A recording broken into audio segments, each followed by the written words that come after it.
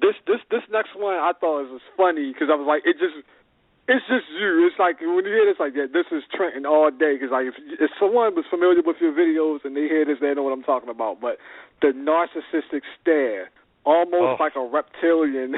Literally, that's what it says. Almost like a reptilian mind control type look. Yes. Break that down, Trenton.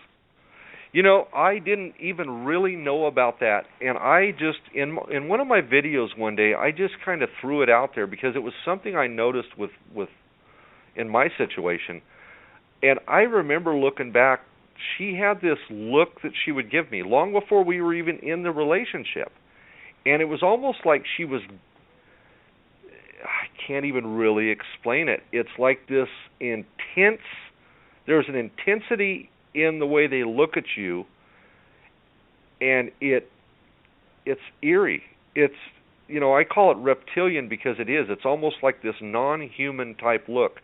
And let me tell you, that's one that if you recognize that, if that's something that a person identifies with, I've only heard of that happening in these kind of personality disorders.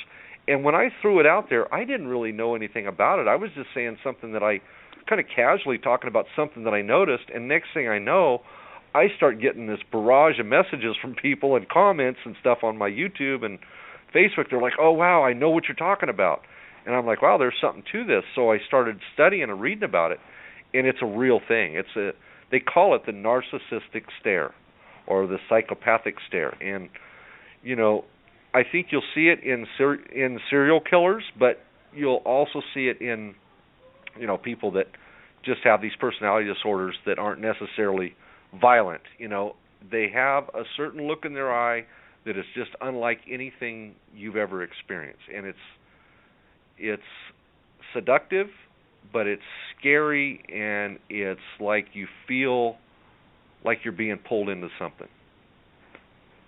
I've experienced it, Trenton. Like, that look, words almost can't put it into perspective. I think the reptilian look is a good term because you almost can't even express that look. Right. It is like looking at somebody that's been possessed by a demon. Yes. Like, I've experienced it. I've had a significant other give me this look, and it's almost as if she wanted to cast a voodoo spell on me. Yes. Like, literally, like, just evaporate my soul out of my body. You're like, exactly it's so right. crazy, and it's like, you're like, what in the world? You know, look, this is how it happens. Usually, it's like a fight, right? So it's like, all right, there's an argument or whatever, and they get the look, so now it's like kind of justified. Well, why are you looking at me like that? Well, you made me mad. We was arguing. What you expect? No, that's some other type stuff right there. That's some ET type stuff. That is not normal. I don't even feel comfortable sleeping next to you tonight. When you take note of what we're saying, y'all, listeners, because if you get that, reptilian, narcissistic, sociopathic type of stare, you know that's not good, and it's not good, and you need to definitely, as I said before, evaluate your situation and think about making plans to exit, or if you choose to take the route of trying to get them help, hopefully they'll want it, but good luck getting them to, like, you know, agreeing to that. It's scary. See, it's scary. This is why I'm so glad you're doing this topic, because just listening to you describe your experience with that in those few words you just said, I know for sure that you know what I'm talking about. Mm-hmm. It's just that there's a language here that you can't deny. I mean, once you've experienced it, there is a language between people that you're like, okay, this person gets it, you know, and I can tell that you've experienced that because you can't describe it. You really can't, and it's eerie. It is, man. And you know what? The traits we're reading, like, it's countless traits. There's so many of them, but we're just going through the most standout ones that we know of. Right. Okay, so appearing to be too good to be true during the idealization phases and love bombing. Explain that, Trenton. Well, that's it. You know, I'm glad you threw that term out there, love bombing. That's what it's called in the beginning. And I also want to reiterate, that they don't just do it in the beginning and then stop. They will reintroduce it when they need to. They will play on a person's ego. They will play on your fears. They will recognize very, very quickly what you want out of life, what kind of a partner you would want, and they become that. They morph themselves, and they play this role. They put on this mask. It's all an act. They are just actors and actresses. None of it's real. It appears completely real, and they put the charm on, and they will say and do everything like you will walk away. I remember in the beginning of this relationship with mine, I remember thinking, how could I ever get so lucky? How could I ever, it's like she is very abnormal. It's like we all have flaws and nobody's perfect. But I would walk away thinking this girl is perfect. She did everything, everything perfect and said all the right words, and that's how they set the hook in us. That's telling you. Yeah, it's love bombing. Real stuff you're saying, right? I've been through it too. Yeah, they'll call you those sweet names, and we talked about the seductive thing. The sex will be like unlike anything you've ever had. They will cater to you. They will say, just everything will be too good to be true, and that's the love bombing phase. Everything too good to be true. I mean, if you're a type person that you wanted to try this, no girlfriend ever wanted to try this, and we try this, sure.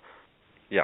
Any adventurous, spontaneous, all of that yes. stuff. Everything to suck you right in. I mean, yes. all the things you ever wanted in a person, when right. they're still luring you in, it's like they'll do it. But once they got you, it's a whole different ballgame. But while they're still Absolutely. luring you in, yeah, you'll get all of that, all the wildest, craziest fantasies you want. Am I right, Trenton?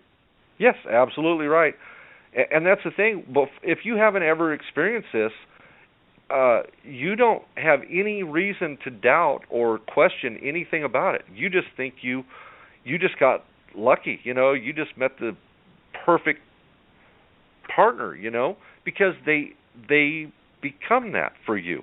They put on this false act, and they become exactly what you would ever want. But you're exactly right, and it will go away. And then, when you're in the next phase, the devaluation phase, you'll be always trying to recapture that. You still don't know that it was an act.